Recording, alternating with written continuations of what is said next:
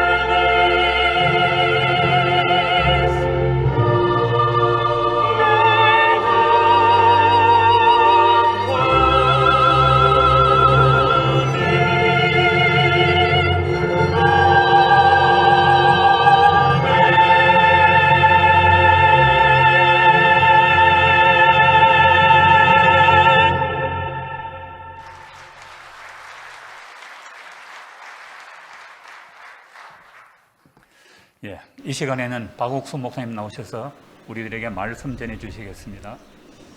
ବର୍ତ୍ତମାନ pastor park ଆସିବେ ଏବଂ ଆମମାନଙ୍କୁ ଆଜିର ବାକ୍ୟ କହିବେ। ସମସ୍ତଙ୍କୁ ନମସ୍କାର। ଆସନ୍ତୁ ବାଇବଲର ବାକ୍ୟ ପଢ଼ିବା। ନେହେମିୟା 1 ପର୍ବର 1 ପଦ। ନେହେମିୟା ପୁସ୍ତକ ଖୋଲନ୍ତୁ।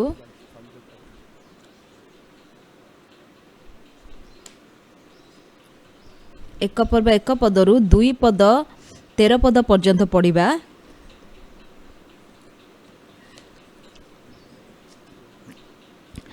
ନେହେମିୟା 1 ପର୍ବ 1 ପଦରୁ ଆମମାନେ ପଢ଼ିବା।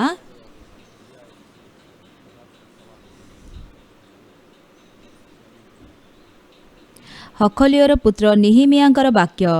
20ତମ ବର୍ଷର କିସ୍ଲେଭ ମାସରେ ମୁଁ ସୁସନ ରାଜଧାନୀରେ ଥିଲି।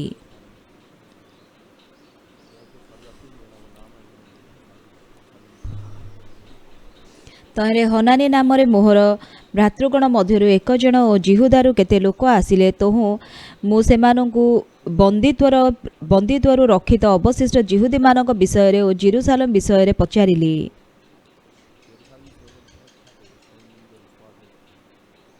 ସେତେବେଳେ ସେମାନେ ମୋତେ କହିଲେ, ବନ୍ଦୀତ୍ୱରୁ ରକ୍ଷିତ ସେହି ପ୍ରଦେଶସ୍ଥ ଅବଶିଷ୍ଟ ଲୋକେ ମହା ଦୁଃଖ ଓ ଅପମାନରେ ଅଛନ୍ତି ମଧ୍ୟ। ଜେରୁସାଲେମରେ ପ୍ରାଚୀର ଭଗ୍ନ ହୋଇ ରହିଅଛି ଓ ତହିଁର ଦ୍ୱାର ସବୁ ଅଗ୍ନିରେ ଦଗ୍ଧ ହୋଇଅଛି।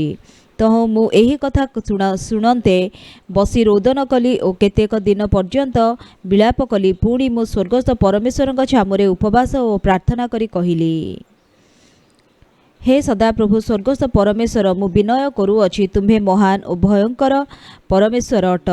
ଯେଉଁମାନେ ତୁମ୍ଭକୁ ପ୍ରେମ କରନ୍ତି ଓ ତୁମ୍ଭ ସବୁ ଆଜ୍ଞା ପାଳନ କରନ୍ତି, ସେମାନଙ୍କ ପକ୍ଷରେ ତୁମ୍ଭେ ନିୟମ ଓ ଦୟା ପାଳନ କରିଥାଅ।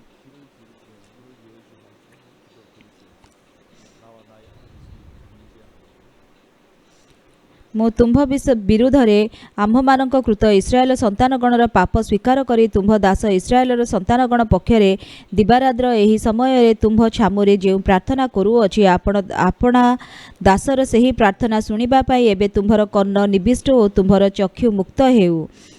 ମୁଁ ଓ ମୋହର ପିତୃବଂଶ ହିଁ ପାପ କରୁଅଛୁ। ଆମ୍ଭେମାନେ ତୁମ୍ଭ ବିରୁଦ୍ଧରେ ଅତିଶୟ ଦୁଷ୍କର୍ମ କରୁଅଛୁ ଓ ତୁମ୍ଭେ ଆପଣା ଦାସ ମୂଷାଙ୍କୁ ଯେଉଁ ଆଜ୍ଞା ଓ ବିଧି ଓ ଶାସନ ଆଦେଶ କରିଥିଲ ତାହା ସବୁ ଆମ୍ଭେମାନେ ପାଳନ କରିନାହୁଁ। ତୁମ୍ଭେ ଆପଣା ଦାସ ମୂଷାଙ୍କୁ ଆଜ୍ଞା କରି କହିଥିଲ, ତୁମ୍ଭେମାନେ ସତ୍ୟ ଲଙ୍ଘନ କଲେ ଆମ୍ଭେ ତୁମ୍ଭମାନଙ୍କୁ ନାନା ଗୋଷ୍ଠୀ ମଧ୍ୟରେ ଛିନ୍ନ ଭିନ୍ନ କରିବା।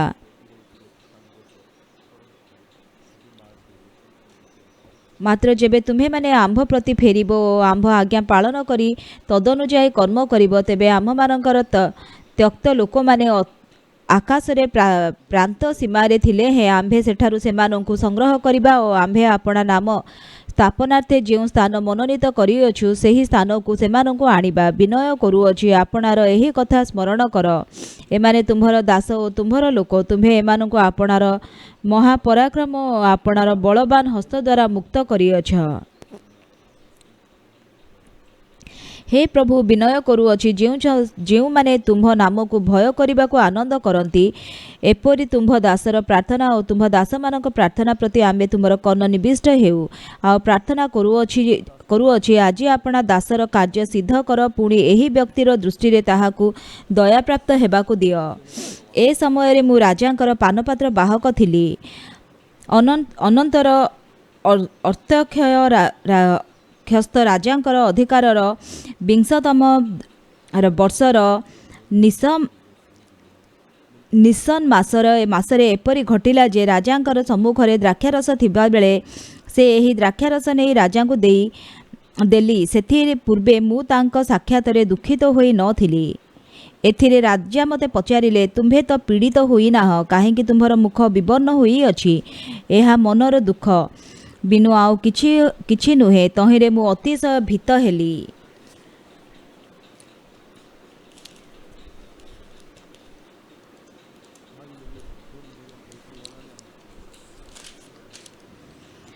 ପୁଣି ମୁଁ ରାଜାଙ୍କୁ କହିଲି, ମହାରାଜ ଚିରଜୀବୀ ହେଉନ୍ତୁ। ଯେଉଁ ନଗର ମୋହର ପୂର୍ବପୁରୁଷ ଗଣର କବରସ୍ଥାନ, ତାହା ଯେତେବେଳେ ଉଜାଡ଼ ହୋଇ ପଡ଼ିଅଛି ଓ ତହିଁର ରାଜଦ୍ୱାର ସବୁ ଅଗ୍ନିରେ ଦଗ୍ଧ ହୋଇଅଛି, ସେତେବେଳେ କାହିଁରେ ମୋହର ମୁଖ ବିବର୍ଣ୍ଣ ନୋହିବ? ଏଥିରେ ରାଜା ମୋତେ କହିଲେ, ତେବେ ତୁମ୍ଭେ କି ବିଷୟରେ ବିବେଚନା କରୁଅଛ? ତହୁ ମୁଁ ସ୍ୱର୍ଗସ୍ଥ ପରମେଶ୍ୱରଙ୍କ ନିକଟରେ ପ୍ରାର୍ଥନା କଲି। ପୁଣି ମୁଁ ରାଜାଙ୍କୁ କହିଲି, ଯେବେ ମହାରାଜଙ୍କର ସନ୍ତୋଷ ହୁଏ, ଆପଣଙ୍କ ଦାସ ଯେବେ ଆପଣଙ୍କ ଦୃଷ୍ଟିରେ ଅନୁଗ୍ରହ ପାଏ, ତେବେ ଜିହୁଦା ଦେଶକୁ ମୋହର ପିତୃ ଲୋକଙ୍କୁ କବର ନଗରକୁ ମୋତେ ପଠାଇବା ପାଇଁ ଆଜ୍ଞା କରନ୍ତୁ। ତହିଁରେ ମୁଁ ତାହା ନିର୍ମାଣ କରିବି। ଆଉ ଆପଣମାନେ 18 ପଦ ପର୍ଯ୍ୟନ୍ତ ଘରେ ପଢ଼ନ୍ତୁ। ମୁଁ ଏକା ପଢ଼ିଲେ ମୁଁ ଶୀଘ୍ର ପଢ଼ୁଛି, କିନ୍ତୁ 2 ଜଣ ମିଶିକି ପଢ଼ିବାରୁ ବେଶୀ ସମୟ ଲାଗୁଛି। ଯେତେବେଳେ ଆମେମାନେ ଆତ୍ମିକ ଜୀବନ ବଞ୍ଚୁ, ଆମେ ପୁନର୍ଜନ୍ମ ପାଇସାରିଲା ପରେ, ପାପରୁ କ୍ଷମା ପାଇଲା ପରେ ଆମେ ଯେତେବେଳେ ବାଇବଲ ପଢ଼ିଥାଉ, ପୂର୍ବରୁ ନିଶ୍ଚିନ୍ତ ଭାବରେ ମୁଁ ମୋ ଚିନ୍ତା ଦ୍ୱାରା ପରିଚାଳିତ ହେଉଥିଲି। କିନ୍ତୁ ପୁନର୍ଜନ୍ମ ପାଇସାରିଲା ପରେ ମୋର ଚିନ୍ତା ନୁହେଁ, କିନ୍ତୁ ଯୀଶୁଙ୍କର ଚିନ୍ତା ମୋତେ ପରିଚାଳନା କରୁଛି। ମୁଁ ସାନ ବେଳଠୁ ପ୍ରେସବାଇଟେରିଆନ ଚର୍ଚ୍ଚ ଯାଉଥିଲି। ପାପ ପାଇଁ ମୁଁ ପ୍ରାର୍ଥନା କରୁଥିଲି, ମୋତେ କ୍ଷମା କରିଦିଅ ପାପରୁ ବୋଲି। କିନ୍ତୁ ହେଲେ ମଧ୍ୟ ମୁଁ ପାପରେ ହିଁ ଥିଲି। ମୋର ଜନ୍ମ ହେଉଛି 1944 ମସିହାରେ। ଆଉ ତା ପର ବର୍ଷ ହିଁ ଆମର ଦେଶ ଜାପାନ ଠାରୁ ସ୍ୱାଧୀନତା ପାଇଥିଲା। ତାପରେ 1950 ମସିହାରେ ନର୍ଥ କୋରିଆ ସାଉଥ କୋରିଆ ମଧ୍ୟରେ ସିଭିଲ ୱାର ଆରମ୍ଭ ହୋଇଥିଲା। ନର୍ଥ କୋରିଆରୁ ସୈନ୍ୟମାନେ ଆସିକି 3 ଦିନ ଭିତରେ ସେମାନେ ସିଓଲକୁ ଅଧିକାର କଲେ। ସେତେବେଳେ ଆମେରିକାର ସୈନ୍ୟ ଦଳ ଆସିଥିଲେ ଏବଂ ସେମାନେ ଆମ ପାଇଁ ଯୁଦ୍ଧ କଲେ ଏବଂ ଆମମାନଙ୍କର ଦେଶ ଆମେ ଫେରି ପାଇଥିଲୁ। ଆଉ ସେଥିପାଇଁ ମୁଁ ଅଧିକାଂଶ ସମୟରେ ଆମେରିକୀୟମାନଙ୍କ ପାଇଁ ବହୁତ ଧନ୍ୟବାଦ ହୃଦୟ ମୋ ହୃଦୟରେ ଥାଏ। आ स्वतंत्र भावरे आ नॉर्थ कोरियन माने केते दयनीय भावरे आम सहित व्यवहार करुथिले आ से विषय देखिले आ वर्तमान तांकर अवस्था देखिले मु बहुत दयनीय अनुभव करिथाय हृदय रे। आ युद्ध होची बहुत दयनीय विषय। वर्तमान रशिया और यूक्रेन मध्य युद्ध चली सेटा बहुत भयावह परिस्थिति रे अछि। जेतेबेले सिविल वॉर शेष हैला एवं मु जेतेबेले एलिमेंटरी स्कूल रे पढ़िबा आरंभ कली सेतेबेले आम क्लास रो 30% पिला मानकर बापा मा नथिले। मु मध्य सेही परि थिली। आमर माँ जगत छाड़ी चली गले। मोर बड़ भाई गोटे मास परे आर्मी को पळेइले। आम बापा सेठी जाइकी अस्त्र शस्त्र बोहिबा पई सहाय्य करुथिले। मोर सभा बड़ भौणी को 15 वर्ष होउथिला, ता पर भौणी को 13 वर्ष, मते 8 वर्ष आ सभा सान भाई को 4 वर्ष। आमर सभा बड़ भौणी आम घरर मुखिया थिले। सेतेबेले आमे बहुत दयनीय जीवन बंचुथिलु। मु जेतेबेले वर्तमान विषय रे चिंता करूची आमर देश बहुत उन्नत हो जाइछि। जदि आपण यूरोप को जिबे सेठी तांकर स्टेटस होची आम देशठु जदि बहुत उच्च कोटीर, किंतु तांकर जीवन आम परि उच्च धरणर नुहे। वर्तमान आम देश रे से माने भल खाद्य खाउछंती, भल ड्रेस पिंधि पारुछंती। आ जेतेबेले लोक माने अन्य देश माने आमर जीवन शैली देखुछंती से माने आश्चर्य हो जाउछंती। आ मु जेतेबेले जने पास्टर हो जाइछि, मु जेतेबेले कहा घर को जाए से माने मो पई कि बहुत भल स्वादिया खाद्य प्रस्तुत करिके देइथिले मते। मु अनेक समय रे से खाद्य देखिकी चमकी जाए, मु कोन एई प्रकार खाद्य खाइबा पई योग्य। आमर जीवन एते परिवर्तित हेछि।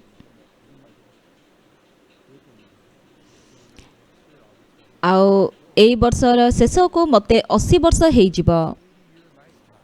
ए 80 वर्ष जीवन भितरे सेठारे अनेक परिवर्तन घटिछि। मु सान बेलठु जदिबा चर्च को जाउथिली, हम सब बेले पाप करुथिली, मु पापी थिली। किंतु 1962 मसीहारे मु पापर क्षमा पाई सारिबा परे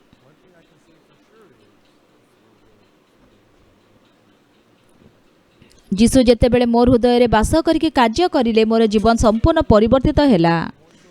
आ जेतेबेले मु बाइबल पढ़े, बाइबल अति सुंदर भावरे मोर हृदय रे प्रवेश कला। आ पूर्वरु मु बहुत उपन्यास पढ़ुथिली। आउ जो उपन्यास मोर बहुत मने अछि सेटा हैला गोटे होची द मर्चेंट ऑफ वेनिस, आउ गोटे होची क्राइम एंड पनिशमेंट। आ जेतेबेले उपन्यास मु पढ़ुथिली से उपन्यास भितरे मु बुड़ी जाए। 2 थर पर्यंत पढ़िले खुशी लागिबो, किंतु तृतीय थर पढ़ी हबनी। आ तृतीय थर पढ़िला बेलू को खाली इंटरेस्टिंग पार्ट जोटा अच्छी सेटा सब बाछी के मु पढ़ी थाए। किंतु बाइबल रो जोहन लिखित सुसमाचार प्राय 300 थर मु पढ़ीची। 3 थर पढ़िला परे मध्य सेटा नुआ लागि थाए। एटा एते अनुग्रहपूर्ण एवं एते आनंददायक। आज आमाने जो नेहेमिया पुस्तक पढ़िलु, आउ इज्राएली माने परमेश्वरंकर विरुद्ध रे पाप करिले, आउ सेति पई से माननको बेबीलोन अधिकार कला, आउ से माने बंदी हेई गले बेबीलोन रो।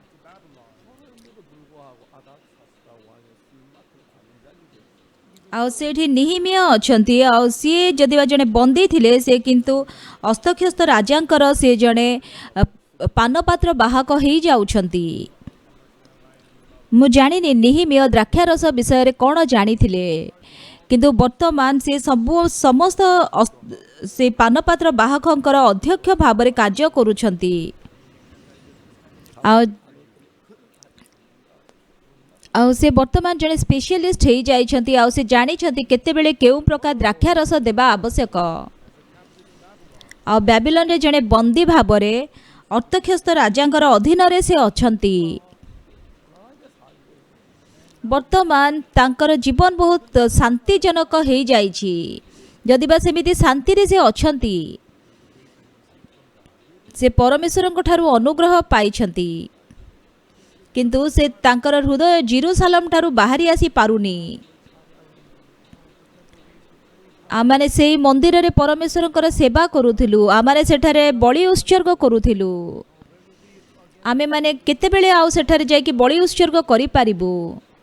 ଆଉ ପ୍ରତ୍ୟେକ ଦିନ ସେ ବିଷୟରେ ସେ ମନେ ପକାଉଥିଲେ।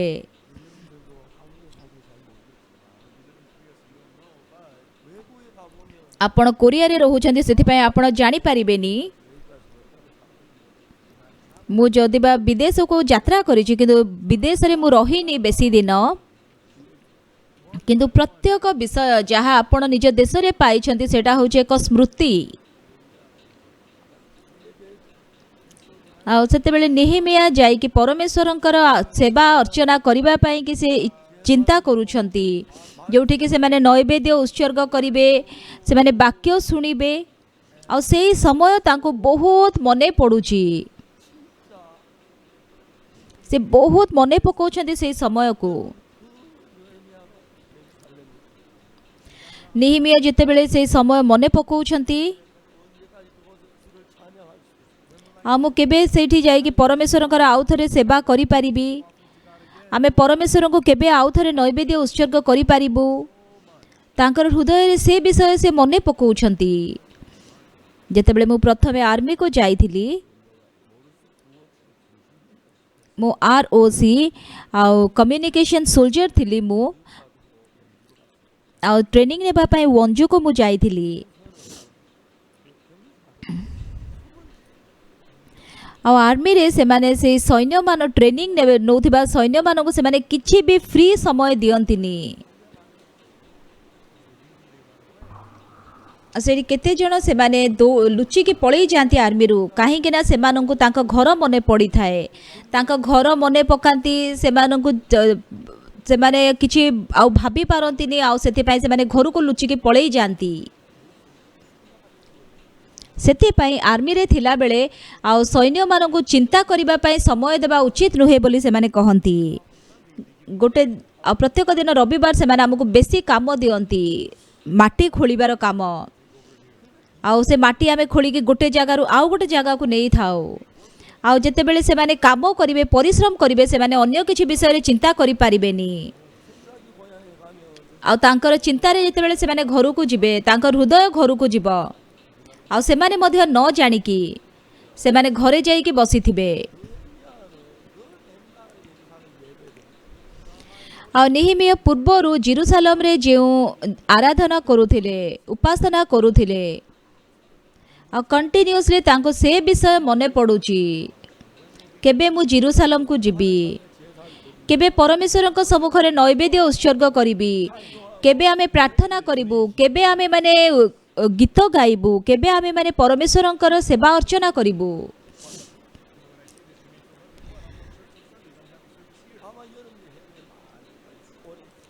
ଆଉ ଯଦି ଆପଣମାନେ ଯାଇକି ବିଦେଶରେ ବେଶୀ ଦିନ ରହିବେ, ଆଉ ଏଠାରେ ଆସିକି ଏଇ ଯେଉଁ ଆପଣ ଚର୍ଚ୍ଚ ହଲ୍ରେ ବସିକି ସର୍ଭିସରେ ବସୁଛନ୍ତି, ତାଠୁ ଆଉ ଅଧିକ କିଛି ବିଷୟ ନାହିଁ ଯାହାକୁ କି ଆପଣ ମନେ ପକାଇବେ। ସେ ପୁଣି ଆଉ ଥରେ ଜେରୁସାଲେମକୁ ଫେରିଯିବାକୁ ଇଚ୍ଛା କରୁଛନ୍ତି, ପରମେଶ୍ୱରଙ୍କୁ ନୈବେଦ୍ୟ ଉତ୍ସର୍ଗ କରିବାକୁ ଇଚ୍ଛା କରୁଛନ୍ତି। ଆଉ ସେ ସମୟକୁ ସେ ମନେ ପକାଉଛନ୍ତି ତାଙ୍କ ହୃଦୟରେ। ଆଉ ଗୋଟେ ଦିନ ଯେତେବେଳେ ସେ ଦେଖୁଛନ୍ତି, ଆଉ ଜେରୁସାଲେମରୁ ତାଙ୍କୁ ବନ୍ଦୀ କରିକି ଅଣାଯାଇଛି, ଆଉ କେତେ ଲୋକମାନେ ଯିଏକି ବନ୍ଦୀ ହେଇକି ଆସିଛନ୍ତି, ଆଉ ସିଏ ବହୁତ ଖୁସି ହେଉଛନ୍ତି ତାକୁ ଦେଖିକି, ତମେ ଜେରୁସାଲେମରୁ ଆସିଛ ନା? ଆଉ ସେମାନେ ଯେତେବେଳେ ଯାଇକି ଖାଉଛନ୍ତି, ସେତେବେଳେ ସେ ତାଙ୍କୁ ପଚାରିଲେ, ଜେରୁସାଲେମ ବର୍ତ୍ତମାନ କେମିତି ଅଛି? ଆଉ ସେ ଭାବିଲେ ଯେ ଲୋକମାନେ ବର୍ତ୍ତମାନ ଜେରୁସାଲେମରେ ଯାଇକି ସେଇଠି ଉପାସନା କରୁଥିବେ, ପ୍ରାର୍ଥନା କରୁଥିବେ। ଜେରୁସାଲେମ ମନ୍ଦିର ବର୍ତ୍ତମାନ ଭାଙ୍ଗି ଯାଇଛି, ତାର ଦ୍ୱାର ସବୁ ଅଗ୍ନିରେ ଦଗ୍ଧ ହେଇଛି। ଆଉ ନିହିମିୟ ପୁଣି ଆଉ ଥରେ ଫେରି ଯିବାକୁ ଇଚ୍ଛା କରୁଛନ୍ତି ସେଇ ପୂର୍ବ ସମୟକୁ। ପରମେଶ୍ୱରଙ୍କୁ ସେଠାରେ ସେବା କରିବାକୁ ଇଚ୍ଛା କରୁଛନ୍ତି। ଆଉ ସେଇ ସମୟକୁ ସେ ଏତେ ମନେ ପକାଉଥିଲେ। ଆଉ ମୁଁ କେବେ ସେଠାକୁ ଶୀଘ୍ର ଫେରିଯିବି, ସେ ଫେରିଯିବା ସମୟକୁ ସେ ଅପେକ୍ଷା କରିଛନ୍ତି। କିନ୍ତୁ ଜେରୁସାଲେମର ଦ୍ୱାର ସବୁ ଭାଙ୍ଗି ଯାଇଛି, ଆଉ ତାର ସେ କାନ୍ଥ ସବୁ ଭଙ୍ଗା ଯାଇଛି, ତାର ଦ୍ୱାର ସବୁ ଅଗ୍ନିରେ ଦଗ୍ଧ ହେଇଛି। ଆଉ ଯେଉଁ ଜେରୁସାଲେମ ମନ୍ଦିରକୁ ସେ ଏତେ ମନେ ପକାଉଥିଲେ, ଯେଉଁଠାକୁ ସେ ଫେରିଯିବା ପାଇଁ ଇଚ୍ଛା କରୁଥିଲେ, ବର୍ତ୍ତମାନ ତାହା ଭାଙ୍ଗି ଯାଇଛି। ମୁଁ କେବେ ଯିବି ସେଇ ଜେରୁସାଲେମ ମନ୍ଦିରକୁ, ଆଉ ମୁଁ ସେଇଠି ଯାଇକି ଉପାସନା କରିବି, ପରମେଶ୍ୱରଙ୍କର ନିମନ୍ତେ ପ୍ରଶଂସା ଗାନ କରିବୁ, ସାକ୍ଷ୍ୟ ଦେବୁ, ଆଉ ବାକ୍ୟ ଶୁଣିବୁ। ସେ ସେଇ ସମୟ ବହୁତ ମନେ ପକାଉଛନ୍ତି। ସେ ଶୀଘ୍ର ଯିବାକୁ ଇଚ୍ଛା କରୁଛନ୍ତି, କିନ୍ତୁ ଯାଇପାରୁନାହାନ୍ତି। ଆଉ ଯଦି ବା ସେ ଜେରୁସାଲେମକୁ ଯିବେ, ଆଉ ସେ ମନ୍ଦିର ସବୁ ଜଳି ଯାଇଛି, ତାର କାନ୍ଥ ସବୁ ଭାଙ୍ଗି ଯାଇଛି, ତାର ଦ୍ୱାର ସବୁ ଅଗ୍ନିରେ ଦଗ୍ଧ ହେଇଛି। ସେଟା ପୂର୍ବର ଆଉ ଜେରୁସାଲେମ ମନ୍ଦିର ନୁହେଁ।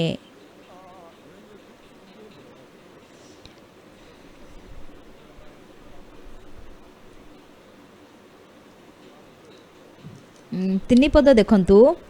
ସେତେବେଳେ ସେମାନେ ମୋତେ କହିଲେ, ବନ୍ଦିତ୍ୱରୁ ରକ୍ଷିତ ସେହି ପ୍ରଦେଶସ୍ଥ ଅବଶିଷ୍ଟ ଲୋକେ ମହା ଦୁଃଖ ଓ ଅପମାନରେ ଅଛନ୍ତି।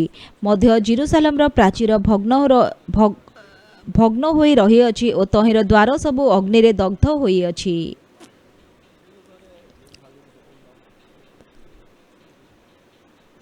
ଆଉ କିଛି ଦିନ ପୂର୍ବରୁ ଯେଉଁମାନେ ବନ୍ଦୀ ହେଇକି ଆସିଛନ୍ତି, ଯେତେବେଳେ ତାଙ୍କଠାରୁ ସେ ସେଇ ଜେରୁସାଲେମ ବିଷୟରେ ଶୁଣୁଛନ୍ତି, ସେ ଦ୍ୱାର ସବୁ ଅଗ୍ନିରେ ଦଗ୍ଧ ହେଇଛି, କାନ୍ଥ ସବୁ ଭାଙ୍ଗି ଯାଇଛି।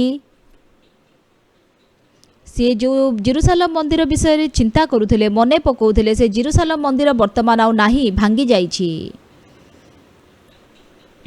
ଯେତେବେଳେ ଜାପାନରେ ସେମାନେ ସବୁ ନଗର ନିର୍ମାଣ କରନ୍ତି, ସେମାନେ ରାଜାଙ୍କର ଅଟ୍ଟାଳିକା ଚାରିପାଖରେ ସେମାନେ ସବୁ ପ୍ରାଚୀର ନିର୍ମାଣ କରିଥାନ୍ତି। ଆଉ କୋରିଆରେ ସେମାନେ ସହର ଚାରିପାଖରେ ସେମାନେ ପ୍ରାଚୀର ନିର୍ମାଣ କରନ୍ତି, କିନ୍ତୁ ଚାଇନାରେ ସେମାନେ ଗୋଟେ ଦେଶ ଚାରିପାଖରେ ପ୍ରାଚୀର ନିର୍ମାଣ କରନ୍ତି। ସେଥିପାଇଁ ଗ୍ରେଟ୍ ୱାଲ୍ ଅଫ୍ ଚାଇନା ତିଆରି ହେଇଛି। ଆଉ ସେଇ ପ୍ରାଚୀର ନିର୍ମାଣ କରାଯାଇଥାଏ ଶତ୍ରୁମାନଙ୍କ ଠାରୁ ସେଇ ନଗରକୁ ରକ୍ଷା କରିବା ନିମନ୍ତେ। ବର୍ତ୍ତମାନ ସେଇ ପ୍ରାଚୀର ଭାଙ୍ଗି ଯାଇଛି, ତାର ଅର୍ଥ କ'ଣ? ଆଉ ପବିତ୍ର ଏବଂ ଅପବିତ୍ର ଲୋକମାନଙ୍କ ମଧ୍ୟରେ କୌଣସି ବର୍ତ୍ତମାନ ପାର୍ଥକ୍ୟ ନାହିଁ।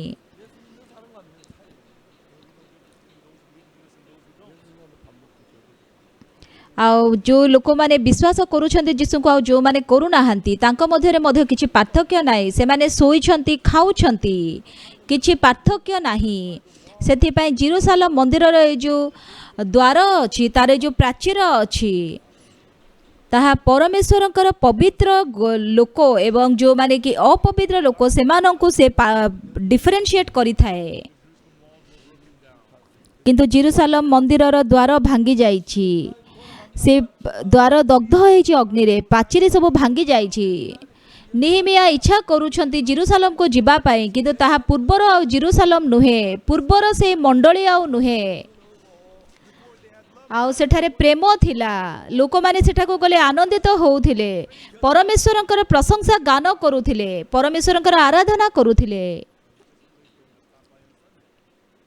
ସେଟା ଗୋଟେ ଜାଗା ନଥିଲା ଯେଉଁଠାକୁ କି ସେମାନେ କେବଳ ରବିବାର ଦିନ ଯାଆନ୍ତି। ଆଉ ଜେରୁସାଲେମକୁ ଫେରି ଯିବା ପାଇଁ ନିହିମିୟା ମନେ ପକାଉଛନ୍ତି, ଆଉ ସେ ଅତି ଶୀଘ୍ରରୁ ଶୀଘ୍ର ଜେରୁସାଲେମକୁ ଯିବା ପାଇଁ ଇଚ୍ଛା କରୁଛନ୍ତି। ମୋତେ ସେଠାକୁ ଯାଇକି ପରମେଶ୍ୱରଙ୍କର ଆରାଧନା କରିବାକୁ ଇଚ୍ଛା ଅଛି, ମୋତେ ଯୀଶୁଙ୍କ ବିଷୟରେ ସାକ୍ଷ୍ୟ ଦେବାର ଅଛି, ପରମେଶ୍ୱରଙ୍କର ଗୌରବ ଗାନ କରିବାର ଅଛି। ଆଉ ସେଇ ପ୍ରକାର ଚିନ୍ତା ସବୁ ତାଙ୍କର ଭାଙ୍ଗି ଯାଉଛି।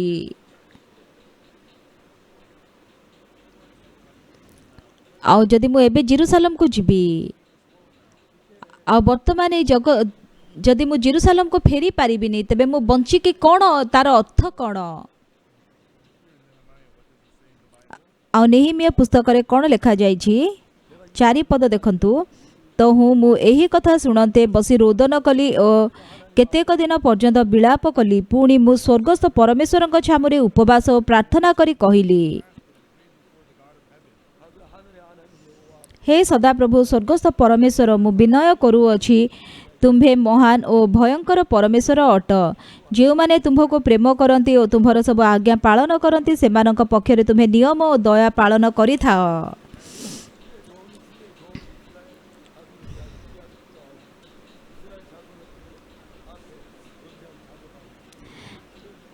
ମୁଁ ତୁମ୍ଭ ବିରୁଦ୍ଧରେ ଆମ୍ଭମାନଙ୍କ କୃତ ଇସ୍ରାଏଲ ସନ୍ତାନଗଣର ପାପ ସ୍ୱୀକାର କରି ତୁମ୍ଭ ଦାସ ଇସ୍ରାଏଲର ସନ୍ତାନଗଣ ପକ୍ଷରେ ଦିବାରାତ୍ର ଏହି ସମୟରେ ତୁମ୍ଭ ଛାମୁରେ ଯେଉଁ ପ୍ରାର୍ଥନା କରୁଅଛି, ଆପଣା ଦାସର ସେହି ପ୍ରାର୍ଥନା ଶୁଣିବା ପାଇଁ ଏବେ ତୁମ୍ଭର କର୍ଣ୍ଣ ନିବିଷ୍ଟ ଓ ତୁମ୍ଭର ଚକ୍ଷୁ ମୁକ୍ତ ହେଉ। ମୁଁ ଓ ମୋହର ପିତୃବଂଶ ହିଁ ପାପ କରୁଅଛୁ।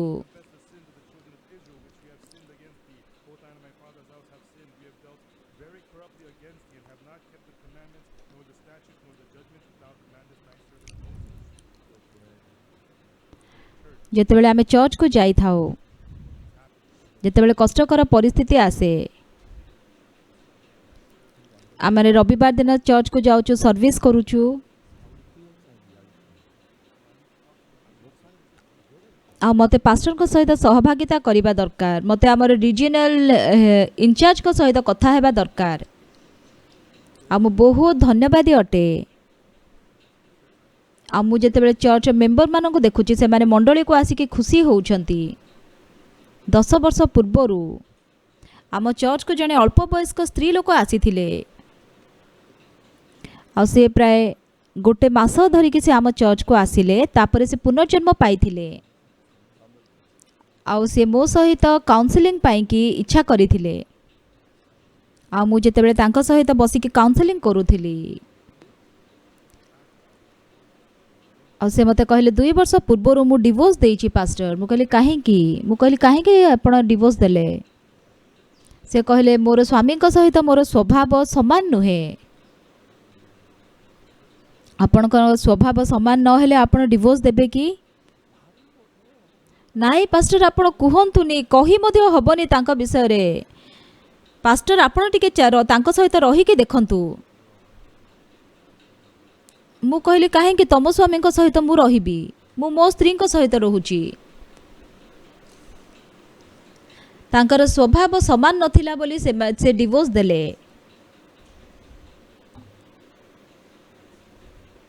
ମୁଁ ତାଙ୍କୁ ପଚାରିଲି, ଆପଣଙ୍କ ଘରେ ଟିଭି ଅଛି? ହଁ ଅଛି। ଯଦି ସାଉଣ୍ଡ ବହୁତ ଅଧିକ ତାହେଲେ ଆପଣ ଆଡ଼ଜଷ୍ଟ କରୁଛନ୍ତି ନା ତାକୁ ଫୋପାଡ଼ି ଦେଉଛନ୍ତି? ସେ କହିଲେ ମୁଁ ଆଡ଼ଜଷ୍ଟ କରୁଛି। ଆଉ ଏସି ଅଛି, ବେଶୀ ଶୀତ ଲାଗିଲେ ଆପଣ ଫୋପାଡ଼ି ଦେଉଛନ୍ତି ନା ତାକୁ ଆଡ଼ଜଷ୍ଟ କରୁଛନ୍ତି? ଆମେ ଆଡ଼ଜଷ୍ଟ କରୁଛୁ। ଆଉ ମୁଁ ଭଉଣୀଙ୍କୁ କହିଲି, ପରମେଶ୍ୱର ଯେତେବେଳେ ମଣିଷକୁ ନିର୍ମାଣ କଲେ, ଆଉ ସେ ଟିଭି ହେଉ କିମ୍ବା ଏସି ହେଉ, ଆଉ ତାଠୁ ବହୁତ ଉଚ୍ଚ କୋଟି ଧରଣର ମେସିନ୍ ଭାବରେ ପରମେଶ୍ୱର ମଣିଷକୁ ନିର୍ମାଣ କରିଛନ୍ତି। ଆଉ ଟିଭିକୁ ଏସିକୁ କଣ୍ଟ୍ରୋଲ କରିବା ପାଇଁ ଆପଣଙ୍କ ପାଖରେ ରିମୋଟ କଣ୍ଟ୍ରୋଲ ଅଛି। କିନ୍ତୁ ପରମେଶ୍ୱର ମଣିଷକୁ ଆହୁରି ନିପୁଣ ଭାବରେ, ଆହୁରି ସୂକ୍ଷ୍ମ ଭାବରେ ନିର୍ମାଣ କରିଛନ୍ତି। ତେବେ ଆପଣ ତାକୁ ଆଡ଼ଜଷ୍ଟ କରିପାରିବେ। ଆଉ ଯଦି ବା ବେଶୀ ଶବ୍ଦ ହେଉଛି ଟିଭିରୁ, ଆପଣ ଯଦି ତାକୁ ଆଡ଼ଜଷ୍ଟ କରିବେ ତାହେଲେ ହେଇପାରିବ। ଆଉ ବେଶୀ ଶୀତ ଲାଗୁଛି ଏସି, ଆଉ ତେବେ ଆପଣ ତାକୁ ଆଡ଼ଜଷ୍ଟ କରିପାରିବେ। ଆଉ ଟିଭି ଆଉ ଏସି ଅପେକ୍ଷା ମଣିଷ ଆହୁରି ସୂକ୍ଷ୍ମ ଏବଂ ନିପୁଣ ଭାବରେ ସୃଷ୍ଟି କରାଯାଇଥିବା ଏକ ମେସିନ୍ ସଦୃଶ୍ୟ। ଆପଣ ତାକୁ ଆଡ଼ଜଷ୍ଟ କରିପାରିବେ। ଆଉ ସେ ଶୁଣିଲେ ମୋ କଥା। ମୁଁ କହିଲି ଆପଣଙ୍କର ସ୍ୱାମୀ ବିବାହ କରିସାରିଛନ୍ତି ଆଉ ଥରେ? ସେ କହିଲେ ନାଇଁ। ମୁଁ କହିଲି ଭଲରେ ମୋ କଥା ଶୁଣନ୍ତୁ ଭଉଣୀ, ଆପଣଙ୍କ ସ୍ୱାମୀଙ୍କ ସହିତ ରୁହନ୍ତୁ, ଆଉ କାହାକୁ କିଛି କୁହନ୍ତୁନି। ଆଉ ତା ପର ସପ୍ତାହ ତାଙ୍କ ସ୍ୱାମୀଙ୍କ ସହିତ ସେ ଆସିଲେ। ତାଙ୍କର ସ୍ୱାମୀ ବହୁତ ସ୍ମାର୍ଟ ଥିଲେ। ଆଉ ସିଏ ଯେତେବେଳେ ମୋର କଥା ଶୁଣିଲେ, କହିଲେ ମୁଁ ଏମିତି ବିଷୟ କେବେ ବି ମଧ୍ୟ ଶୁଣି ନଥିଲି। ସେମାନେ 2 ଜଣ ପୁଣି ମିଶିକି ରହିଲେ। କିଛି ଦିନ ପରେ ତାଙ୍କର ସ୍ୱାମୀ ମୋତେ କହିଲେ, पास्टर जानिछन्ते आमे काहेकि डिवोर्स देइथिलु आउ जदि तांकर स्वभाव मोठु अलगा बोली मु डिवोर्स देई थांती ताहाले सेटा किछि बड़ विषय नुहे किंतु मु निजको तांकटु बहुत महान बोली भाबुथिली आउ तो सी न रहिले भी मु खुशी रे रही पारिबी बोली भाबुथिली किंतु सी मोठु आहुरी 100 गुण भलो आउ सेति पई केवल गोटे रास्ता थिला आम पई सेटा होची डिवोर्स नेबा से माने जेते बेले मिसी के रहिबा को आरंभ कले पिला माने बहुत खुशी हेले तांकर स्त्रींकर माँ बहुत खुशी होउथिले सेटा प्राय वर्तमान 10 वर्ष हेई गलाणी आ मु गोटे दिन से भौणी को फोन कली मु जानिबा को इच्छा करूथिले से माने केमिति अछंती से कहले हाँ पास्टर मु बहुत खुशी रे अछि से बहुत खुशी रे अछंती आउ हासंग सहरर तांकर स्वामी वर्तमान मेयर हेई जाइछंती सेरा बहुत महान विषय नुहे कि आउ जदि दंपति माने झगड़ा करबा को इच्छा करिवे बहुत विषय रे से माने झगड़ा करि पारिबे किंतु से माने जदि परस्पर को बुझिबे आउ मिसी के रहिबे आउ जते बेले आपण झगड़ा करबा को आरंभ करिवे आउ नाइ विरक्त लागे आउ चिड़ी लागे आउ सेटा हे पारिबनी ना ये लोक पागल हे जिबे आ सहित रहिले मु एमिति लागि थाए जेतेबेले दंपति भाव रे आपण रहुछंती आउ से माने परस्पर सहित बहुत झगड़ा करंती आउ किए झगड़ा करंती एमिति दंपति किए अछंती किंतु जेतेबेले से माने परमेश्वरक द्वारा एक हेइछंती आमानकर मंडली अन्य मंडली थारु भिन्न अटे आम मंडली रे डिवोर्स रेट होची बहुत कम 0.02% हबो बोधे कहीं ना से माने डिवोर्स नहीं थांती किंतु चर्च को आसिला परे पुणी से माने मिसी जानती तार अर्थ सेटा माइनस हे जाउची आम जिते दंपति भाव में रोचु मो स्त्री सहित मु जुक्ति तर्क करे झगड़ा लागू आमे राति 12टा पर झगड़ा लगी था आ सब किछि विषय मु कहि परिबिनी आपण सुनिबा पई इच्छा करूथिबे किंतु मु कहिबिनी आमानकर हृदय कोठी रोहुची आमाने परमेश्वर को जेतेबेले भेटिलु आमाने जेतेबेले पापरु क्षमा पाइलु जेतेबेले परमेश्वर ठारू अनुग्रह पाइलु जेतेबेले परमेश्वरंकर आराधना आमे करूचु आउ जेतेबेले से निहिमिया जेरूसालेम रे रहुथिले से जानि नथिले किंतु जेतेबेले से बंदी भाव रे आसिले आ वर्तमान से पानपात्र बाहक हो जाइछंती जदि बा से शांति रे अछंती किंतु आउ जेतेबेले से जेरूसालेम विषय रे मने पकांती से जेतेबेले परमेश्वर को धन्यवाद दियंती जदि मो जीवन किसी कष्टकर परिस्थिति अच्छी आ रविवार दिन जेतेबेले मु मोर रीजनल लीडर को सहित कथा हेबी मोर हृदय रे मु समाधान पाइबी आउ जेतेबेले एल्डर प्रार्थना करिवे मोर रोगरु मु सुस्थ हेबी आ पास्टर मो सहित सहभागिता करिले आ मोर हृदय रे मु शांति पाउथिली एई प्रकार विषय आमानकर हृदय को परिपूर्ण करि थाए आपण जेतेबेले एठी अछंते जानि पारिबेनी किंतु धरि नियंतु जदि आपण बंदी हेकि अलगा जगह को चली जिबे आउ से वर्तमान जदि देखिबा निहिमिया पानपात्र बाहक हो जाइछंती आउ तांकर जीवन बहुत भलो अछि से शांति रे अछंती किंतु परमेश्वर ठारू जो आनंदमय समय सी पाई से जो आनंदमय स्मृति अच्छी आउ जेतेबेले सुसमाचार प्रचार करके आपण माने खुशी होउछंती आउ जानिज आज से पुनर्जन्म पाइले से समय रे जो खुशी अच्छी एई प्रकार चिंता जो अच्छी ताहा सब एई प्रकार स्मृति तांकर हृदय रे थिला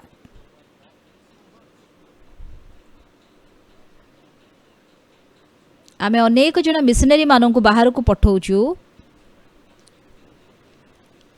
आ यूक्रेन रे थिबा आम मिशनरी सहित किछि दिन पूर्व मु फोन रे कथा होउथिली केमिति अछ वर्तमान आ से माने तमर सहर पाख को पळेई आसिलेडी तो तमे सेठू बाहरिबा उचित ना से कहले हाँ किंतु सांगे सांगे से एई पर्यंत पहुंची पारिबेनी सैन्य माने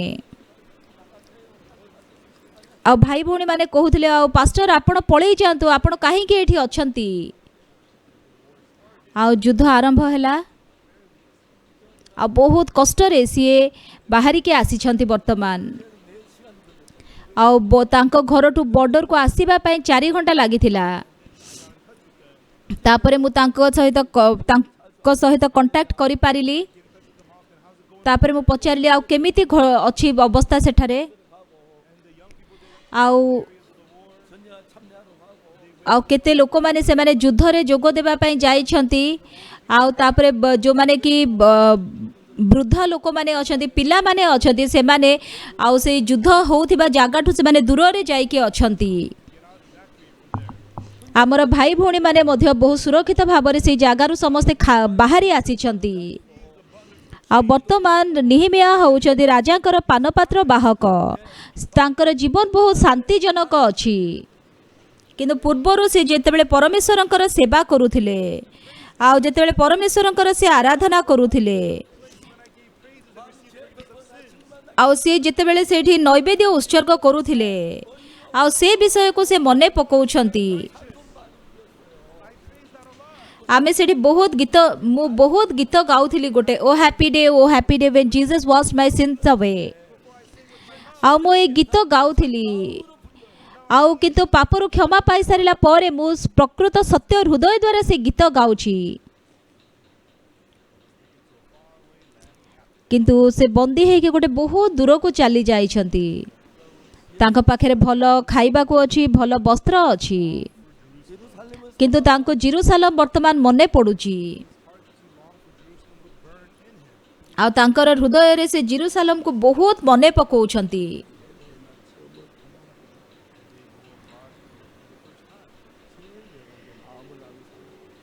आ जेतेबेले लोक माने विदेश को यात्रा करती सर्वप्रथमे से माने कहा सहित मध्य कथा हेबा हेई पारंतिनी सेटा होची सबुठारु कष्टकर विषय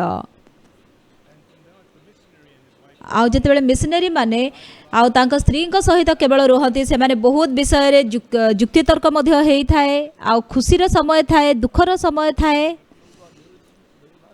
आ जेतेबेले धीरे धीरे लोक माने वाक्य सुनिबे पुनर्जन्म पाइबे से माने व्यस्त हे के जीवन बितांती जेतेबेले पास्टर माने मिशनरी भाव में जाती सुसमाचार प्रचार करती आउ जेतेबेले चर्च बड़ हो जाए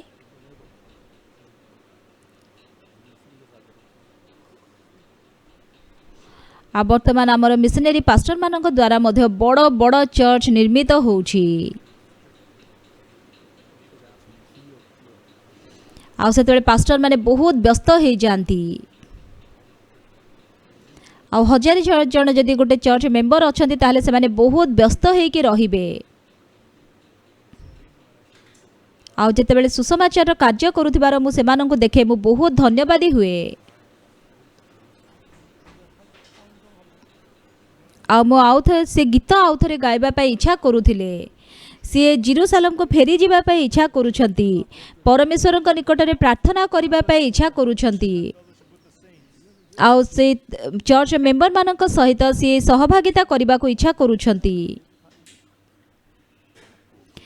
आ वर्तमान निहिमिया जेरूसलम को बहुत मने पकाउछंती मु केतेबेले जेरूसलम को फेरी जीबी मु सेठारे केबे उपासना करि पारिबी आ केबे मु धन्यवाद देई पारिबी परमेश्वर को आ जेतेबेले परमेश्वर केबे मु सेठारे परमेश्वर को आउथरे वाक्य सुनी पारिबी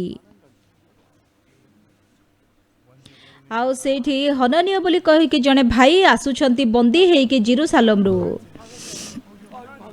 आउ तमे आसिलो कि आउ तुमको तमे केमिति एठा को आसिलो आउ से जेरूसलम विषय रे जानिबा पाई कि बहुत इच्छुक अछंती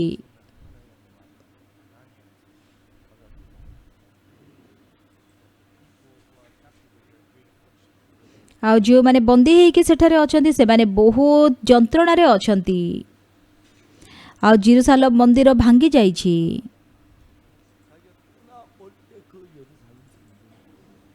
निहिमिया जेतेबेले जेरूसलम रु बंदी हेइके आसीथिले से जेरूसलम मंदिर वर्तमान आ नाही आ मंदिरर द्वार सबु अग्नि रे दग्ध हेइछि प्राचीर सबु भांगी जाईछि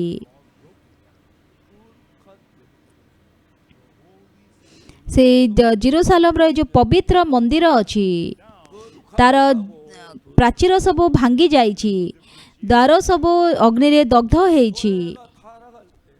जेतेबेले मंडली भ्रष्ट हुए, पुनर्जन्म प्राप्त लोक माने एवं पुनर्जन्म पाई नथिबा लोक माने आउ आउ मंडली रे जेतेबेले परमेश्वर जीवित थांती, आ परमेश्वर कौन करती? प्रत्येक जनक हृदय रे मु पापरु क्षमा पाइछि, आ मोर समस्त पाप हिमपरी शुक्ल होई धौत होई अछि। जीशुकर रक्त द्वारा मोर समस्त पाप क्षमा होई अछि। Oh happy day when Jesus wash my sins away. ए गीत जदि बा गाउथिलु, किंतु पाप क्षमा पाई सारिला परे प्रथम थर हृदय सहकारे से गीत आमे गाइलु। आ पाप क्षमार ए जो आनंद अछि ताहा गीत गाइबार आनंद सहित तुलना करा जाय पारिबनी।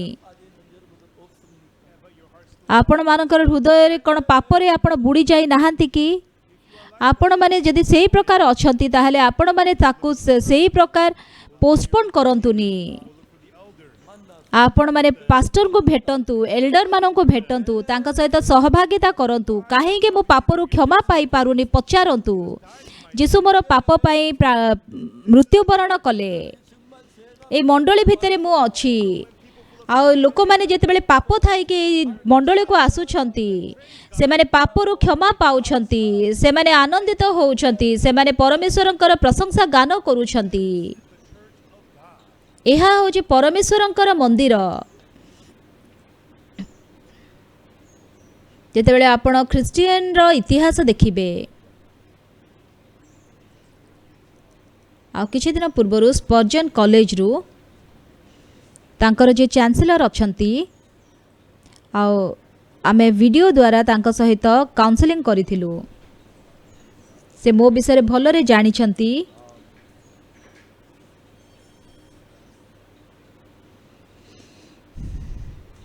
आ तापरे मु इज्राएल को जिबी एई मास, तापरे अफ्रीका को जिबी, तापरे मु न्यूयॉर्क को जिबी।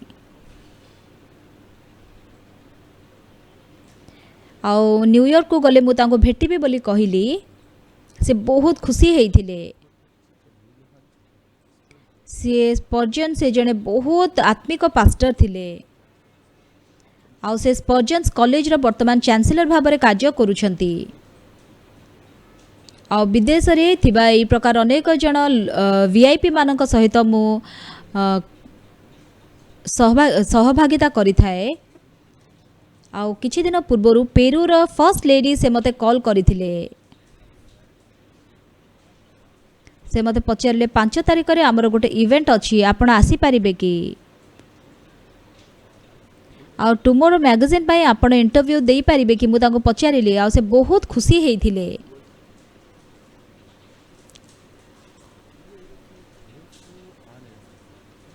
आमाने जेतेबेले जीशुंको ठारे लंच खाउछु, आमे माने एई प्रकार इवेंट करूछु, ताहा खाली नुहे किंतु जीशु मोर हृदय रे जीवित अछंती। जेतेबेले पुनर्जन्म प्राप्त सदस्य माने परस्पर सहित कथा हेबे,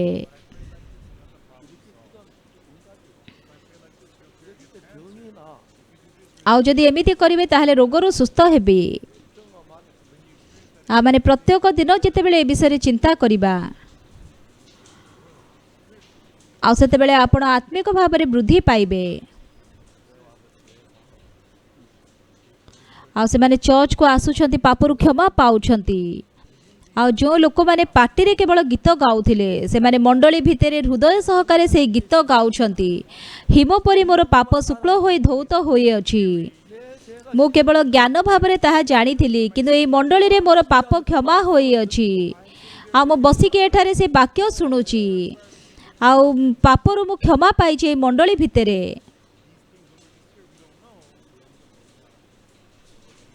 आ पूर्वरु जेतेबेले से माने दूर देश को जाउथिले,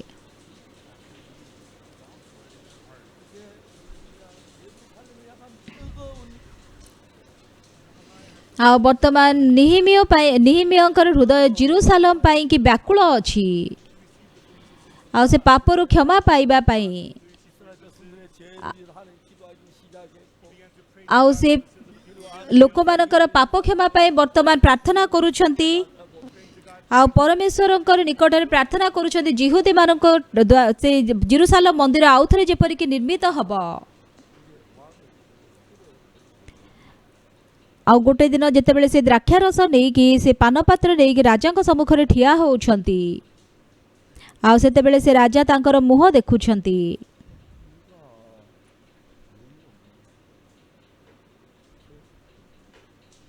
ଆଉ ତୁମେ ତ ରୋଗାଗ୍ରସ୍ତ ପୀଡ଼ିତ ହୋଇନାହ, କାହିଁକି ତୁମର ମୁଖ ବିବର୍ଣ୍ଣ ହୋଇଅଛି?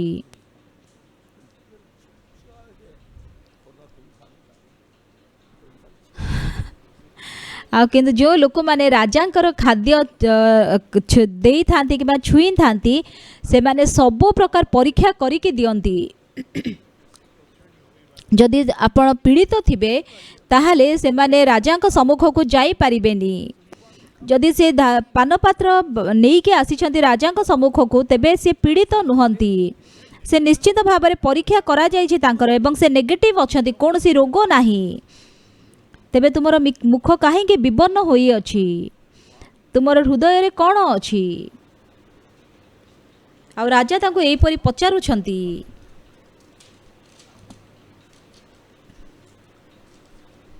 ଆଉ ସେତେବେଳେ ନିହିମିୟ ତାଙ୍କର ହୃଦୟରେ ଅତିଶୟ ଭୀତ ହେଉଛନ୍ତି ଆଉ ପରମେଶ୍ୱରଙ୍କ ନିକଟରେ ସେ ପ୍ରାର୍ଥନା କରିପାରୁନାହାନ୍ତି। ସେତେବେଳେ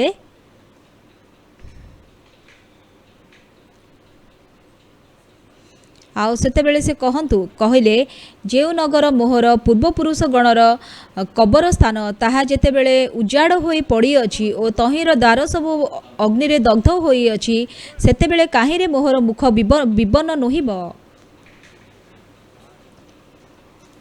ବର୍ତ୍ତମାନ ରାଜାଙ୍କର ହୃଦୟ ପରମେଶ୍ୱର ପରିବର୍ତ୍ତନ କରିଛନ୍ତି। ଏଥିରେ ରାଜା ମୋତେ କହିଲେ, ତେବେ ମୁଁ କି ବିଷୟରେ ନିବେଦନ କରୁଅଛ? ତେବେ ତୁମ୍ଭେ କି ବିଷୟରେ ନିବେଦନ କରୁଅଛ? ତହୁଁ ମୁଁ ସ୍ୱର୍ଗସ୍ଥ ପରମେଶ୍ୱରଙ୍କ ନିକଟରେ ପ୍ରାର୍ଥନା କଲି। ମୁଁ ରାଜାଙ୍କୁ କହିଲି, ଯେବେ ମହାରାଜଙ୍କର ସନ୍ତୋଷ ହୁଏ ଓ ଆପଣଙ୍କ ଦାସ ଯେବେ ଆପଣଙ୍କ ଦୃଷ୍ଟିରେ ଅନୁଗ୍ରହ ପାଇଥାଏ ତେବେ ଜିହୁଦା ଦେଶକୁ ମୋହର ପିତୃଲୋକଙ୍କ କବର ନଗରକୁ ମୋତେ ପଠାଇବା ପାଇଁ ଆଜ୍ଞା କରନ୍ତୁ। ଆଉ ତେବେ ରାଜା ତାଙ୍କୁ ପଚାରୁଛନ୍ତି, ତୁମେ ଗଲେ କେବେ ଆସିବ? ସେତେବେଳେ ସେ ବହୁତ ଆନନ୍ଦିତ ହେଉଛନ୍ତି, ତାଙ୍କୁ ଲାଗୁଛି ତାହା ସ୍ୱପ୍ନ ପରି। ଆମେମାନେ ପାପରୁ କ୍ଷମା ପାଇଅଛୁ, ଆଉ ତାଙ୍କୁ ଲାଗୁଛି ଯେମିତିକି ପରମେଶ୍ୱର ବର୍ତ୍ତମାନ ମୋର ପ୍ରାର୍ଥନାର ଉତ୍ତର ଦେଇଛନ୍ତି। ରାଜା କେବଳ ନିହିମିୟଙ୍କୁ ପଠାଇଲେ ତାହା ନୁହେଁ,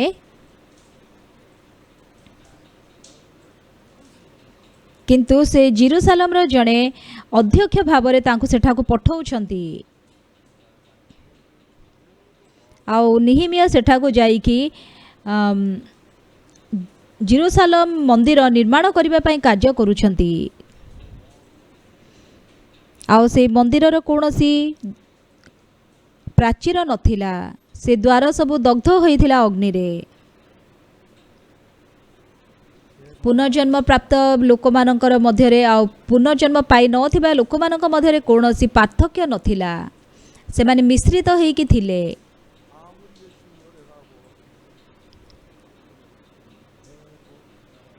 ଆଉ ଯଦି ବା ଆପଣ ଅଫରିଂ ଦେଉଛନ୍ତି, ବହୁତ ଚେଷ୍ଟା କରୁଛନ୍ତି, କିନ୍ତୁ ଆଉ ପୁନର୍ଜନ୍ମ ଏବଂ ପୁନର୍ଜନ୍ମ ପାଇ ନଥିବା ଲୋକମାନଙ୍କ ମଧ୍ୟରେ ସେଠାରେ ନିଶ୍ଚିନ୍ତ ପ୍ରଭେଦ ଅଛି।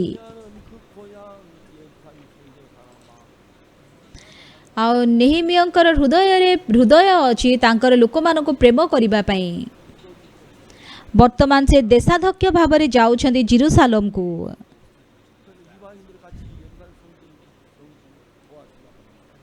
ଆଉ ଯେତେବେଳକୁ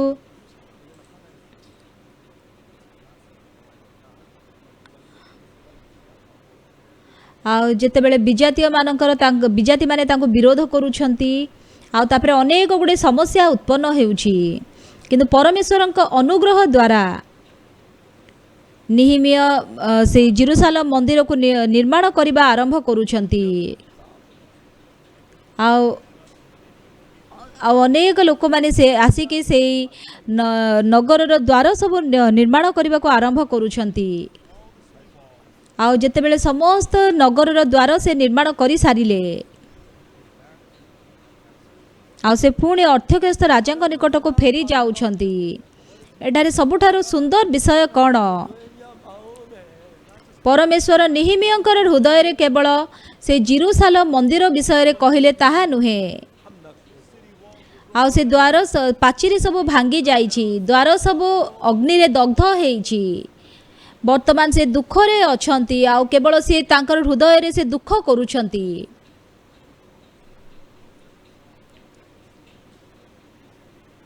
आउ से एव्री दास मानकर गीत गोटे अछि आउ से जे तांकु जेतेबेले बंदी करिकि निया जाउछि से माने सेतेबेले गोटे गीत गाउछंती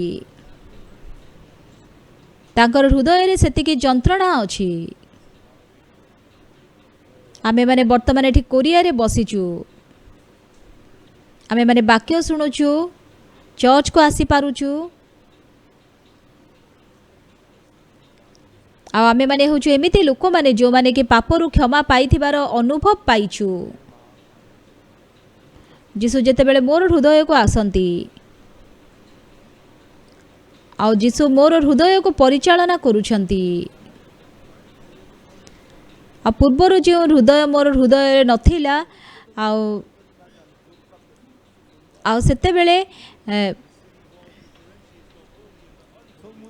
आउ से जेरूसालेम मंदिर जो द्वार प्राचीर अच्छी ताहा पवित्र एवं अपवित्र विषय को अलगा करि थाए जेतेबेले से प्राचीर भांगी जाउची सेतेबेले पवित्र मंदिर अपवित्र मंदिर भितर किछि आउ प्रभेद रहुनी वर्तमान एठारे आम सहर रे मध्य अनेक मंडली माने अछंती किंतु से मंडली भितर कौनसी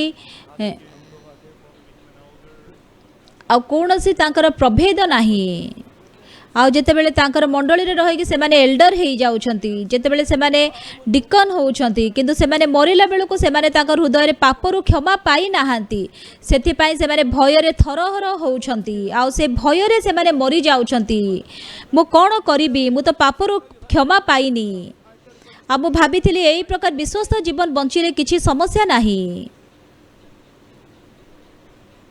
आ से माने एई प्रकार दयनीय भाव रे निजर जीवन शेष करि थांती किंतु परमेश्वरंकर मूल्यवान अनुग्रह द्वारा आमे माने पापरु क्षमा पाई अछु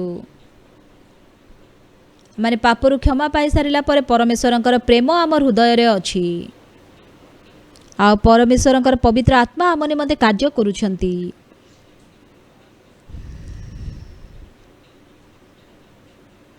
किंतु पापरु क्षमा पाई सारिबा परे आ लोक माने हृदय रे शांति रे रहि तांती आउ से भौणी को मु कॉल करके पचारिली एबे आपण केमिति अछंती से कहले मु बहुत खुशी रे अछि यह केवल ख्रीष्टक ठारे संभव अटे जदि बा आपण मिसिकी चर्च को जाउछंती किंतु जदि पुनर्जन्म पाई नाहांती तेबे आपण प्रार्थना करंतु किबा ऑफरिंग दियंतु आउ जदि बा सर्विस रे जाई कि जोग देबे जो माने पुनर्जन्म पाई जो माने पुनर्जन्म पाई नाहांती तांको भितरे निश्चिंत पार्थक्य अछि आ जेते जो माने पापरु क्षमा पाई आ से माने परमेश्वरक द्वारा केवल परिचालित हेई पारिबे आ तांकर हृदय रे पवित्र आत्मा अछंती आ से आमानु को एई प्रकार ज्ञान देई थांती जहा कि पूर्वरु आम पाखरे नथिला आ सेथि पई मु बहुत धन्यवादी अटे आ बहुत पूर्वरु फ्योंगयांग रे सेठारे जने एल्डर थिले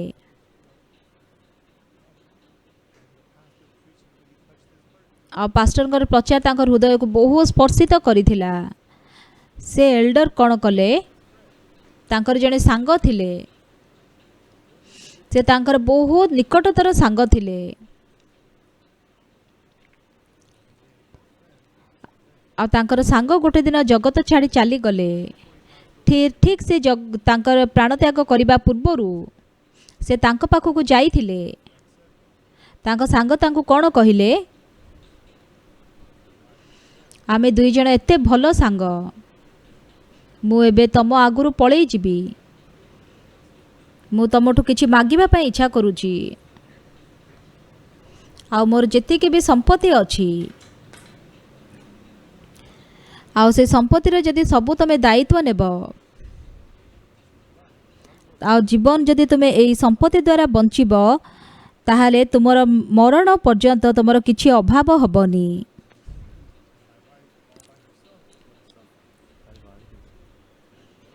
जेमति कि आप तुमे जानिच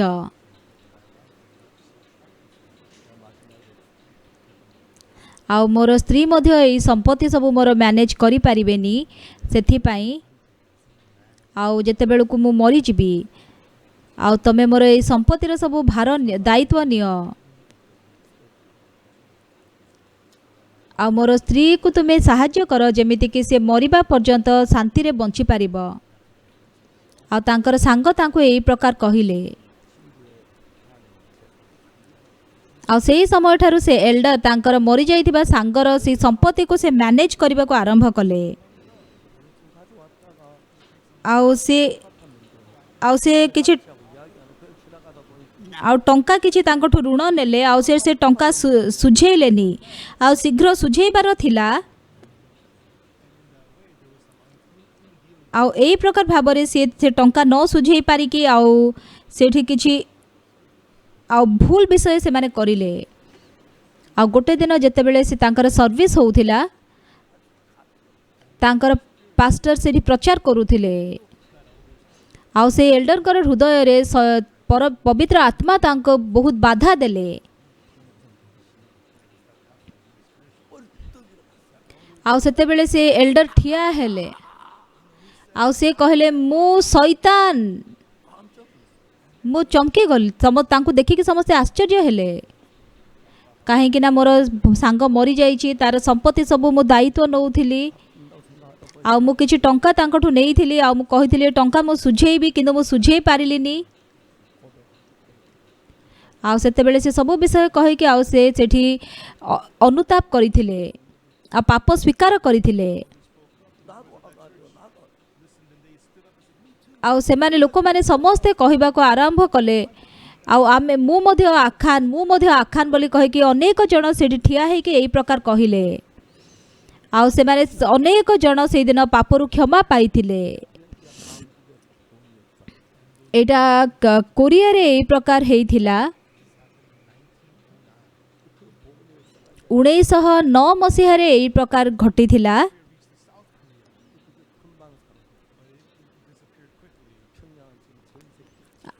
आउ प्योंगयांग रे ए विषय घटिथिला किंतु वर्तमान से सुसमाचार सारा कोरिया रे व्यापी जाइछि किंतु प्योंगयांग रे वर्तमान सुसमाचार नाही एई प्रकार विषय घटी पारिबो आउ वर्तमान मोर चिंता नुहे जेतेबेले एई प्रकार समस्या अछि आउ जेतेबेले यीशु मोर हृदय रे अछंती मु पापरु क्षमा पाइछि आउ सेते बेले आपण निजे डिसाइड करंतुनी किंतु जीसु ए जगह रे थिले से कोन करि थांते आ बाइबल देखंतु आउ जेते पवित्र आत्मा आपण को हृदय रे प्रवेश करिवे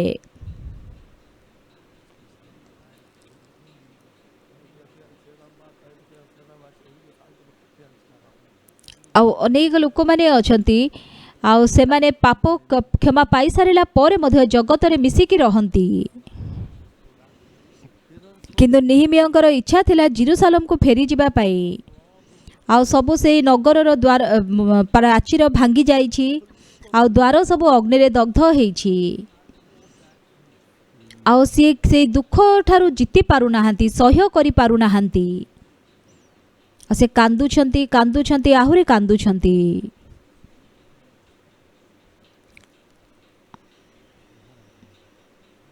किंतु परमेश्वर निहिमियांकु से देशाध्यक्ष भाव में जेरूसालेम को पठाउछंती राजा आमर मंडली जदि कहीं अच्छा जो माने कि पुनर्जन्म पाई नाहांती आपण पुनर्जन्म निहाती पवित्र आत्मा द्वारा परिचालित होइकि ग्रहण करने आवश्यक ସେତେବେଳେ ଆପଣ ପରମେଶ୍ୱରଙ୍କ ନିକଟରେ ପ୍ରଶଂସା ଗାନ କରିପାରିବେ, ଧନ୍ୟବାଦୀ ହେଇପାରିବେ, ଧନ୍ୟବାଦର ନୈବେଦ୍ୟ ଉତ୍ସର୍ଗ କରିବେ। ଏହା ହେଉଛି ବହୁତ ମୂଲ୍ୟବାନ ଜୀବନ।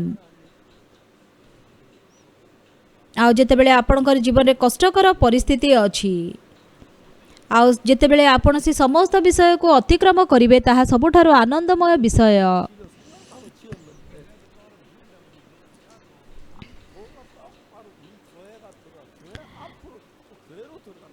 ଆଉ ଯେତେବେଳେ ଆମେ ଚର୍ଚ୍ଚ ବିଲ୍ଡିଂ ତିଆରି କଲୁ, ଏଇଠି ଯେଉଁ ରାସ୍ତା ଅଛି ସେଟା ଲାଗୁଥିଲା ଯେମିତିକି ସେଟା ଆମର ଚର୍ଚ୍ଚ ସାମ୍ନାରେ ହିଁ ସେ ରାସ୍ତା ତିଆରି ହେଲା। ମୁଁ ଜାଣିନଥିଲି ଯେ ଏଇଠି ଏମିତି ରାସ୍ତା ତିଆରି ହେବ ବୋଲି। ଆଉ ଯଦି ଆଉ ରାତିରେ ଲାଇଟ୍ ଅନ୍ କରିକି ଦେଖିବେ ତାହେଲେ ହାଇୱେରୁ ଆମର ଚର୍ଚ୍ଚ ବହୁତ ପରିଷ୍କାର ଭାବରେ ଦେଖାଯାଉଛି। ଆଉ ସେଇଠି ଗୋଟେ ହାଇଟ୍ର ସେଠି ରେଷ୍ଟ୍ରିକ୍ସନ୍ ଅଛି, ଆଉ ସେଥିପାଇଁ କି ବେଶୀ ଉଚ୍ଚ କରିହେବନି। କିନ୍ତୁ ଆମେ ସେଥିପାଇଁ କି ଅଣ୍ଡରଗ୍ରାଉଣ୍ଡରେ ତିଆରି କରିଛୁ ଗୋଟେ ବିଲ୍ଡିଂ। ଆଉ ସେଇ ବିଲ୍ଡିଂରେ ଆଉ ଯିଏକି କନଷ୍ଟ୍ରକ୍ସନ୍ କରିଛନ୍ତି ସେ ବହୁତ ଭଲ ଭେଣ୍ଟିଲେସନ୍ କରିଛନ୍ତି। ଆଉ ସେଥିପାଇଁ ସେଠି ବହୁତ ଭଲ ଅଛି ସେଇ ଏରିଆ। ଆଉ ସେଇଠି ଆମର ପାର୍କିଂ ମଧ୍ୟ ଅଛି, ତାର ପବନ ମଧ୍ୟ ବହୁତ ଫ୍ରେଶ୍, ଆଉ ବହୁତ ଭଲ ପରିବେଶ ଅଛି। ବର୍ତ୍ତମାନ ପରମେଶ୍ୱର ଆମମାନଙ୍କର ହୃଦୟକୁ ମଧ୍ୟ ପରିଚାଳନା କରୁଛନ୍ତି। ଯଦି ଆମେ ପରମେଶ୍ୱରଙ୍କ ଦ୍ୱାରା ପରିଚାଳିତ ହେବାନି, ଆଉ ଯଦି ଆମେ ଶରୀରର ଅଭିଳାଷ ଅନୁସାରେ ଯଦି ଆମେମାନେ ଚାଲିବା, ତାହେଲେ ଆମେମାନେ ଅତି ଶୀଘ୍ର ଆଉ ଜଗତ ଆଡ଼କୁ ଆକର୍ଷିତ ହେବା ଏବଂ ଭ୍ରଷ୍ଟ ହେଇଯିବା। ଆଉ ଜେରୁସାଲେମ ମନ୍ଦିରକୁ ନିହିମିୟ ମନେ ପକାଉଥିଲେ,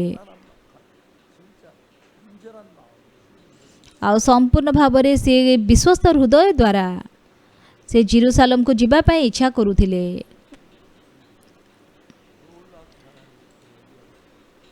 ସେଥିପାଇଁ ସେ ଅନୁତାପ ପ୍ରାର୍ଥନା ମଧ୍ୟ କଲେ ପରମେଶ୍ୱରଙ୍କ ସମ୍ମୁଖରେ। କିନ୍ତୁ ଆଶ୍ଚର୍ଯ୍ୟ ଭାବରେ ପରମେଶ୍ୱର ଜେରୁସାଲେମର ଦେଶାଧ୍ୟକ୍ଷ ଭାବରେ ତାଙ୍କୁ ସେଠାରେ ନିଯୁକ୍ତ କରୁଛନ୍ତି, ଏବଂ ସେ ପୁଣି ଆଉ ଥରେ ସେଠାକୁ ଯାଇକି ସେ ଜେରୁସାଲେମ ମନ୍ଦିରର ପ୍ରାଚୀର ନିର୍ମାଣ କରୁଛନ୍ତି। ଆଉ ଯେତେବେଳେ ସେ ପୁଣି ବାବିଲୋନକୁ ଫେରି ଆସୁଛନ୍ତି, ଆଉ ସେ ବହୁତ ଧନ୍ୟବାଦର ହୃଦୟ ନେଇକି ଫେରୁଛନ୍ତି। ଆଉ ମୁଁ ଆଶା କରୁଛି ଆପଣମାନେ ୟୁକ୍ରେନ ପାଇଁ ପ୍ରାର୍ଥନା କରୁଥିବେ। ଆମମାନେ ୟୁକ୍ରେନକୁ କିଛି ଟଙ୍କା ପଠାଇବାର ଅଛି। ଯଦି ଆପଣ ୟୁକ୍ରେନ ପାଇଁ କିଛି ଅଫରିଂ ଦେବା ପାଇଁ ଇଚ୍ଛା କରୁଛନ୍ତି ତେବେ ଦେଇପାରିବେ। ଆମମାନେ ୟୁକ୍ରେନରେ ଥିବା ଆମର ଭାଇ ଭଉଣୀମାନଙ୍କ ପାଇଁ କି ସେ ଟଙ୍କା ବ୍ୟବହାର କରିବୁ। ଆଉ ସେଠାରେ ପାଷ୍ଟର ଗିଉ କାମ କରୁଥିଲେ, ଆଉ ତାଙ୍କ ଦ୍ୱାରା ଅନେକ ଜଣ ସେଠି ସହସ୍ର ଲୋକମାନେ ପୁନର୍ଜନ୍ମ ପାଇଛନ୍ତି।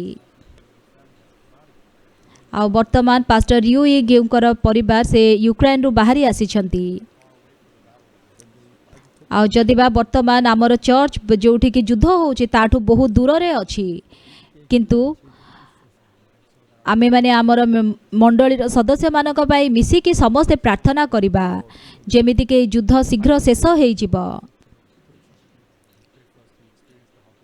ଆଉ ପରମେଶ୍ୱରଙ୍କର ସାହାଯ୍ୟ ଯେପରିକି ସେମାନେ ତାଙ୍କ ହୃଦୟରେ ଅନୁଭବ କରିବେ, ସେପରି ଆମେମାନେ ପ୍ରାର୍ଥନା କରିବା।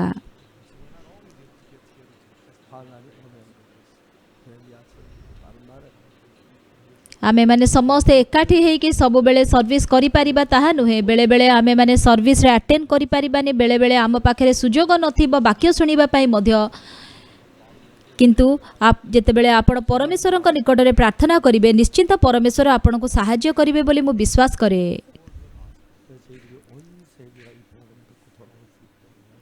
ସାରା ବିଶ୍ୱ ଯେପରିକି ସୁସମାଚାର ଶୁଣିକି ଏଇ ସୁସମାଚାର ନିକଟକୁ ଫେରି ଆସିବ।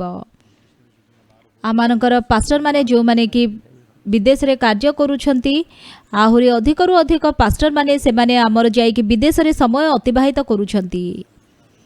ଆଉ କିଛି ଦିନ ଭିତରେ ମୁଁ ବି ମଧ୍ୟ ଯାଉଛି, ମୁଁ ଇସ୍ରାଏଲକୁ ଯିବି।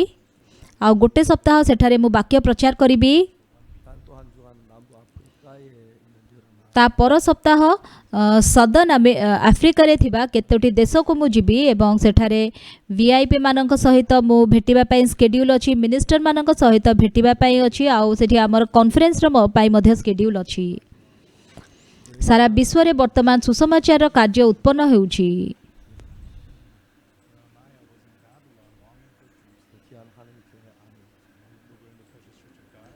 यदि बा आमे माने वर्तमान परमेश्वरंकर ठारे अछु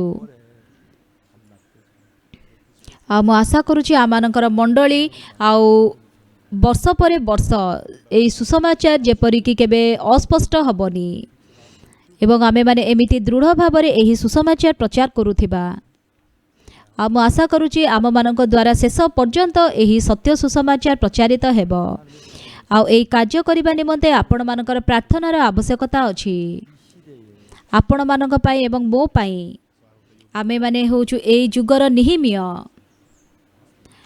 आ मु केवल एतिକି ହିଁ କହିବି